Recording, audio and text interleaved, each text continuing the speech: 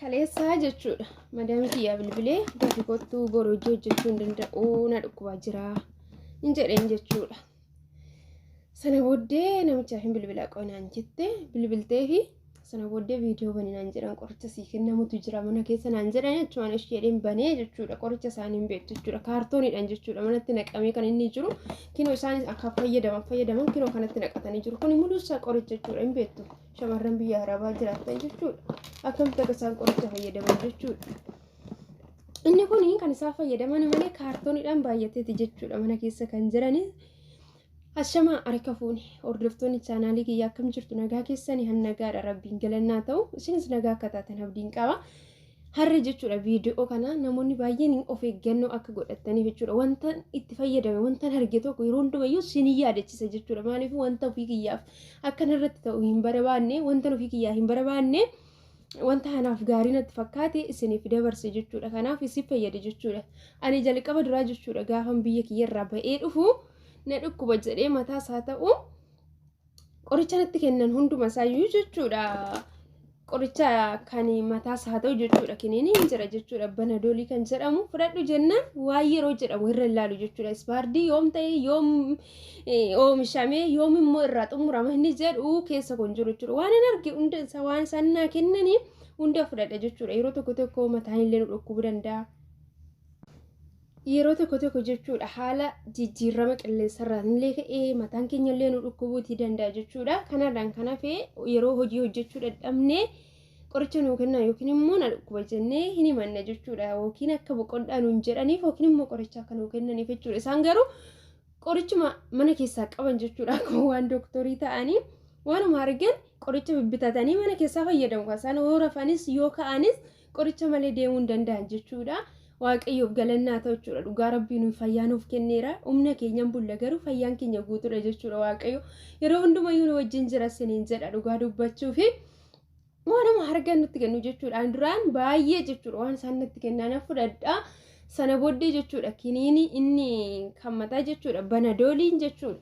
Booda dhaqeetii keessa kiyyatti jechuudha dhukkuba natti ta'ee jechuudha. Dhukkuba natti ta'ee laphee kiyyallee na gubuu jammaree garaa koollee na gubuu jammaree jechuudha akka congaarraa natti ta'ee jechuudha. Sana booddee mataan kiyyallee jechuudha sa'aatiin itti kiniinii fudhadhu sana na bare jechuudha. Yeroo hundumaa na dhukkuba wanti na burteessee dhaabuun qaban jedhe yoo na dhukkube guyyaa lama guyyaa sadii torbee tokko na dhukkuba jedhe jechuudha. Yeroo mataa nama dhukkubeeyyummaa amma akka ulfaatu hin beektu waan ta'eef sana booddee nan dhaabessiniin jedha obboloota kooyin.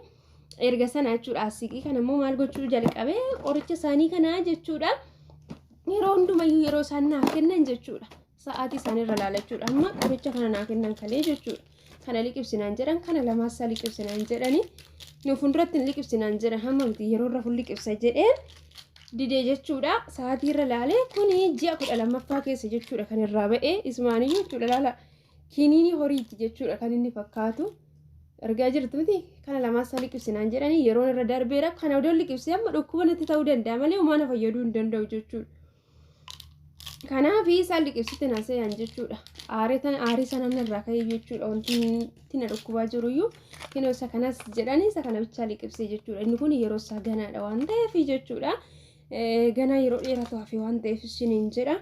Inni kun bara 2025 keessaa jedha Agoostii ganaadha jechuudha. Kanaaf isa kana fudhadhe jechuudha. Kanarraan kanaaf jechuudha hadaraa keessan jechuudha yeroo nu dhukkuba yeroo jettaniini mana yaalaa yoo singeessan malee qoricha fudhatin aggataa azbeelitti jechuudha. Inni liqibsina jedhaati irraa fudhadhaa deematu jechuudha.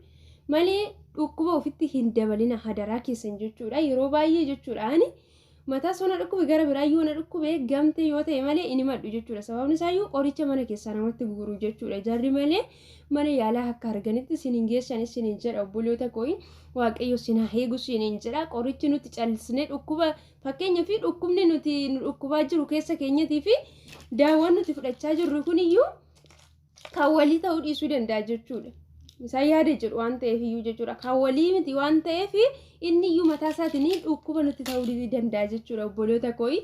Kanaaf wanta akkasii kana jechuudha. Keessumaa obboloonni haaraa dhuftan jechuudha gara biyyarra gara hasii jechuudha. Qoricha isaas ni kennanii callistanii tooyii liqibsina yookiin dhukkuba keessanitti mattanii suuqirraa yoo isinii fidan qofa liqibsaa jechuudha.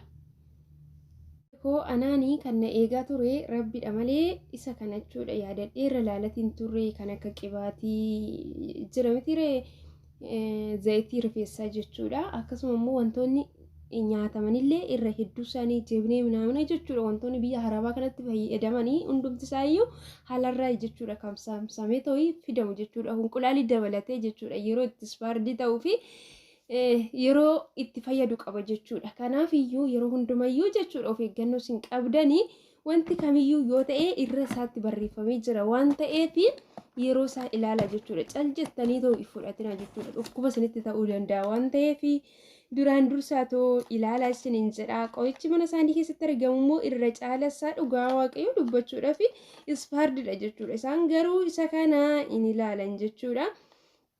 Kanaaf of eeggannoo taasisaadha. Otoo baqachaa fayyummaa keessaniif otoo barbaaddanii ganaa waan hin taane isinirra ga'uutii danda'a jechuudha. Obboloota koo fakkeenyaaf amma kun jechuudha. Inni kun bara 2022 jechuudha kan inni ba'ee jechuudha. Garuu amma immoo kan inni dhumu kan ispaardii ta'u jechuudha. Bara 2025 gaafa guyyaa 8 jechuudha. Guyyaan meeqa? Guyyaa 24 jechuudha. Guyyaan meeqa irra darbee jira? Akkas gara guyyaa 16 irra darbee jira jechuudha. Kuni kanarra fayyadamu. Kosiitti gatamu isbeelii fayyada jechuudha. Wanta isbeelitti gatamu immoo fayyadamu jechuudha. Wanti kosiitti gatamu jechuudha. Yeroo isaa irra darbee fayyadamuun dhukkuba biraa fidee dhufa jechuudha. Kanaaf qoricha liqibsinaadha.